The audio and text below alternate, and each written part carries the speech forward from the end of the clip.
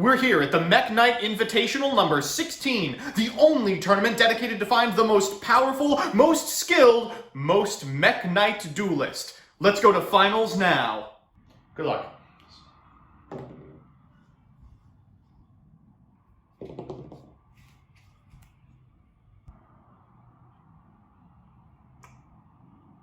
Pass. Pass. Pass. Pass. Pass. Pass. Pass. Pass. Pass. Pass. Pass. Pass. Pass. Pass. Pass. Pass. Pass. Pass.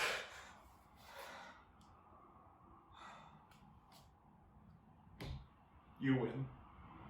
Hey everybody, Joseph Rothschild here, aka MBT, back again with another episode of 10-Minute Testing. A few days ago I spoke about a deck I didn't get to cast at the Pro Play Games event, Striker, so today I thought it'd be worth taking a shot at the most interesting deck I did get to cast. This list, piloted by Shannon Long to an impressive second place finish following a top 32 at YCS Fort Worth, is the most fun you can have sliding to the left, outside of a wedding with an uncreative DJ. Presenting, MEKK-KNIGHT. So here's the list, and okay, I might have to reconsider my stance on two ofs. As always, I'll give you a background about the archetype, a little bit of a discussion about what I hope the deck can do, and of course, the card by card. So firstly, for those of you that don't know, MEKK-KNIGHTs are an archetype that capitalizes on one of the great untested skills among Yu-Gi-Oh! Players, column management. Each mech monster is a beefy bungus who can be special summoned from your hand if there are at least 2 cards in its associated column. While the recently released Salamangreat Almirage has made it easy to engineer solo setups, most of the mechs are much better if you're allowed to make them in columns containing your opponent's cards. Between the free pops that red and yellow represent and the billion searches from blue, blind seconding is likely to both preserve your hand while you minus yourself to infinity, and punish opponents who are playing checkers while you're playing chess.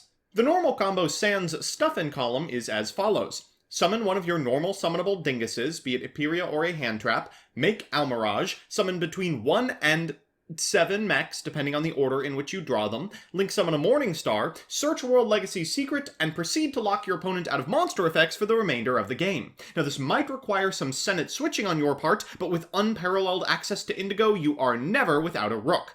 Since you're attempting to go second, this list is packed to the gills with hand traps, extenders, and cards designed to make chewing through an established Orchestra board a tad more manageable. Post-board, it's more than likely you'll be forced to go first, so it's important that any nubile knight master the impossibly powerful ability of spending your first turn passing. So with that, let's get into the card by card. Firstly, our mechs. We're on 3 purple, 3 blue, 2 indigo, 1 red, 1 yellow, and 1 green, which I admit I had to look up. After that, the mechs round out with Avram. There's actually a justifiable reason for playing him. You're light on normal summons, and sometimes a searchable body is just what you need to make Morningstar. After that, we're on 2 Iperia, a monster that draws a card on summon, awesome material for Almirage, followed by a hand trap suite of 2 Ash, 2 Ogre, 2 Nibiru, 3 Fant, and 2 Gamciel. This card is amazing. It sets up a column, and it removes a monster. For spells, we're on 3 Memories, the only way we can finagle our way to a playable board state when going first, 1 Key to the World Legacy, which negates trap cards, and 1 Succession. The remaining 4 cards, Galaxy and Instant Fusion, are here because we need cards with excellent effects that we can set for column purposes, then immediately activate. For traps, we're on 2 Secret, 2 Impermanence, and 2 Dynamiscus. In the extra, we've got Thousand Eyes, the Cipher package, Borreload, Boral Sword, Astrum, BLS, MEKK-KNIGHT Supreme, 2 Morningstar, Phoenix, Link Spider for Avram, Link Haribo, and Almirage. So with that, let's jump into the games. Our first match is up against Cosmo, and I know you're all clamoring for a Cosmo revisit in the comments section below. You'll get it. Eventually. Hopefully this match will show you why it's not a top priority. Our opponent's going first, and our hand is good enough. They're going to set a couple of cards and pass it back to us. Okay, we really just have to draw anything at this point, and a purple is just what we need. We'll start with an Eperia, who will draw a card. We'll set a copy of Galaxy Cyclone and activate Purple's effect. Our opponent will Ash it, which means we can flip this Galaxy Cyclone on their set card. It's a Scapegoat, which is going to prevent an OTK, but is also going to set up columns rather nicely. Next, we're going to link summon a copy of Almirage, which prompts a Torrential Tribute from our opponent. Unfortunately, we can tribute Almirage of our own to protect our purple. After that, we're going to activate Memory to get a copy of Indigo from deck and link summon a Morningstar, adding a Secrets to hand. We'll attack directly for 2,000, set this copy of Secrets, and pass it back to our opponent. For turn, our opponent draws an Allure of Darkness, which gets them out of this brick. They're going to normal summon a copy of Tin Can and E-Telly into a Farm Girl, which they'll tag out for a Forerunner. They're going to attack into our Morningstar, but oh, it has effect text. At end step, they'll activate the effect of Tin Can, we'll bring back a copy of purple, and then we'll draw for turn. We could have tagged out here, but I'm not exactly clever. We'll special summon a copy of blue, add a copy of Indigo from hand, tag out the blue, normal summon a copy of Avram, special summon an Indigo, and link summon a Supreme. Because there's nothing in its zone, it can attack directly for lethal. So it's time for game 2, and okay, let's just start playing against real decks. Our opponent's on Salamangreat. Their hand is hard to evaluate. Hands with dangers always are. Ours, inversely, is broken out of the starting gate. Let's see if we can deal with their turn 1 play and make one of our own.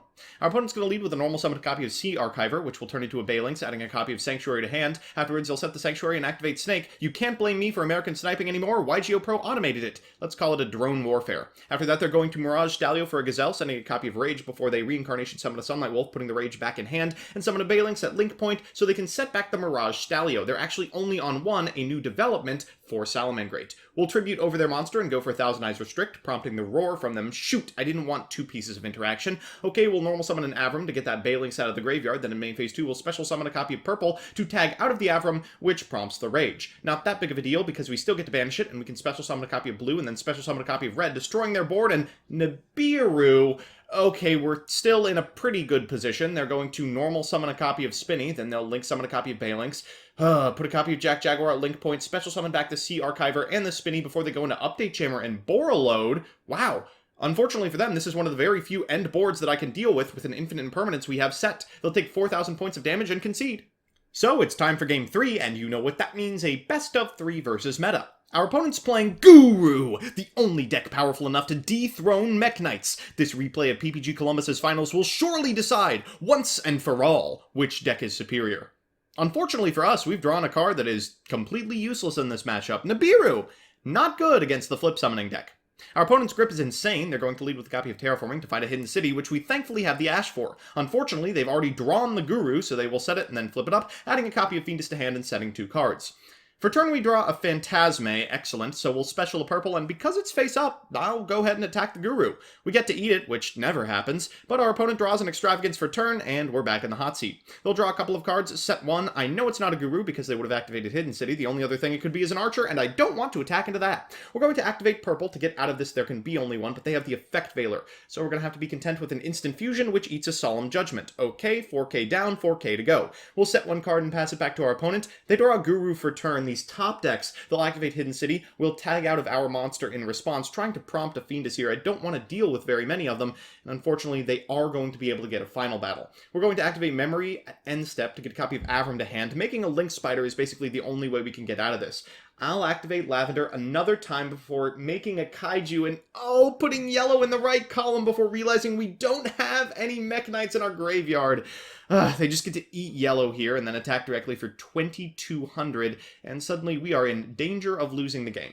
Okay, so we have purple. We will tag out. Afterwards, we'll activate Galaxy Cyclone on the set card we know is Final Battle. That will prompt a Fiendus from our opponent. Next, we can normal summon an Avram to go into Link Spider and then special summon a blue. They will Ghost Ogre the blue, but our hand is full of MEKK-KNIGHTs. We will Link summon a Morningstar, which eats another Solemn Judgment. They're only at 2k. We'll go into red to destroy our opponent's monster and pass it back. We're at the very least not dead here. They'll flip up Archer and attack into our copy of red, activating Final Battle, so they are able to destroy it.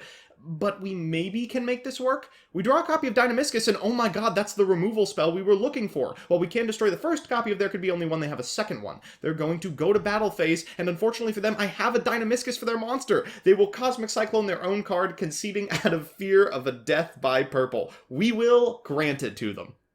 So as you can see, a single well-executed turn, even 15 turns in and through interaction, can really turn things around from the MEKK-KNIGHT player's perspective. Unfortunately for Game 2, our hand is miserable. We have 2 Gamciel, which you never want to see, a Secrets, which is sort of a Garnet. It at the very least means we won't need to be activating the effect of Morningstar, which is good news against the deck that's playing 15 hand traps, 1 MEKK-KNIGHT, the worst one, and an Ash Blossom that is being reserved exclusively for either the Hidden City or for all Mirage fodder. Our opponent's hand looks quite good, but of course we can't make any claims about its power until we see what they draw off of Extravagance. They'll lead with said card and find off the top... nothing. They'll pot of duality afterwards, and after they add the extravagance, I realize what type of hand this is. I've been on the other side of this matchup a ton of times, and normal summoning the Archer of course telegraphs a Fiendus. I will tribute over it, an easy way to get it into the graveyard before going into Morningstar, and a Gamciel of my own, which trades nicely. We'll set a copy of Secrets and pass it back to our opponent. For turn our opponent draws an Ash Blossom, a little late, they'll activate Extravagance, and they'll draw a couple more cards that do absolutely nothing versus an established board. We draw red for turn, we'll get in for 2,000. I don't want to take a ton of actions as to give them outs. They're going to draw a copy of Cosmic Cyclone, which is quite good against us, and set a copy of Ash Blossom. We draw an Instant Fusion, so we'll special summon a copy of red, which eats a Judgment. Okay, 2k remaining. We'll go into a copy of Instant Fusion and a Thousand Eyes Restrict, which eats a Veiler, and I should be able to beat this. I am 100% certain it is a hand trap at this point. We'll activate our set copy of War Legacy Secrets, which eats a Cosmic Cyclone. That way we can normal summon a copy of Ghost Ogre, go into Phoenix, attack into our opponent's set monster, and get in for lethal. So, we're back with the deck, and I did it, Shannon! I have avenged you! Let's do the pros and cons. First, the pros. 1, it's consistent, and you're playing enough mechs that you can always expect to open access to 2, which is all you need to make your plays. Any additional MEKK-KNIGHTs, play starters, or extenders you draw can be used to bait negation from your opponent. 2, the general combo is probably good enough. I mean, one issue of heavy investment negate boards like Pendulum is that they're not particularly repeatable. After fetching your 2 monster negates, you're usually still sitting on battle-beating monsters, and your survival will be rewarded by a purple summon in standby. And 3, people's current unfamiliarity with the deck definitely works in your favor. If they're not prepared to play around column control, or if they're unaware that Morningstar has several lines of effects text, you can easily walk away with free wins. And the cons. 1, it's got a miserable time going first. It's not a huge deal to pass turn 1, as decks aren't very capable of OTKing out of the starting gate, but you can easily find yourself in a scenario where you and your opponent are locked into a game of chicken. 2, it's gonna get worse as people learn what the deck does. Once people start playing as if columns matter, start recognizing purple doesn't banish for cost, or start reading Morningstar, your win rates are gonna drop. And 3, it does have choke points. Morningstar's effect kind of has to resolve for you to be able to pop off against decks like Saladin Thunder, and well-timed negation has the potential to stop your setup dead in its tracks. All in all, it's a really good deck, but I can't tell how much of that power is innate, how much is the skill of the pilot, and how much is the result of people being unfamiliar with the cards that it's playing. So that's that. While I appreciate all of my viewers, a special thanks to my patrons, especially Crispy, Sir Tachyon, Utterly J, Miko Reichman, Distrin, Lucas Geardas, Adam Trevino, Second, Lieutenant Labcoat, Fiore, Meatmoto27, Burrito Man 93, Adrian Bra, Adam Sundquist, Isaac Jackson, and Donnie Fillerup. If you like what you see, please consider subscribing, and if you want to be part of the process, follow me on Twitch as well. Otherwise, I'll see you next time.